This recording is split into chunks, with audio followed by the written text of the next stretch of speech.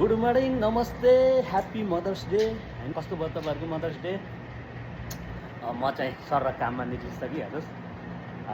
विदेशी जिन्दगानी चाहिँ मेरो यस्तै छ। आज चाहिँ अलिकति लेट भयो जस्तो छ काममा। 5:30 भइसक्यो। 4 बजी उठ्यो, घरि के गर्दा गर्दै लेट भइहाल्छ है। अब सर त्यही हो, फेरि आफ्नै पुरानो काम, यो काम नगरिकन फेरि आउँदैन मान। सबै आमाहरूलाई ढोक गरेँ मैले।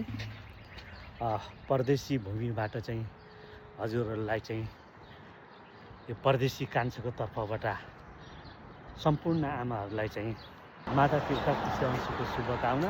त्यसको साथसाथै हजुरहरूलाई चाहिँ मैले न्यू जर्सीहरूको घरको बगैँचामा चाहिँ यहाँ साइडमा घर र घरको छेउको बगैँचामा फुलबारीमा फुलको उसमा देखाइरहेको छु।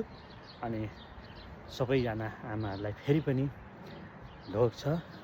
अनि परदेशी कान्छाको तर्फबाट परदेशी भूमिबाट यति राम्रो सुन्दर फुलको साथसाथै आमाहरूलाई चाहिँ न्यानो मायाको साथै शुभकामना।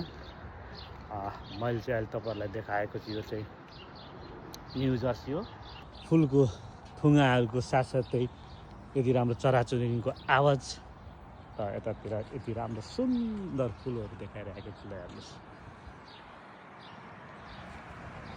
हजुरहरूलाई कस्तो लाग्यो त यो ठाउँ?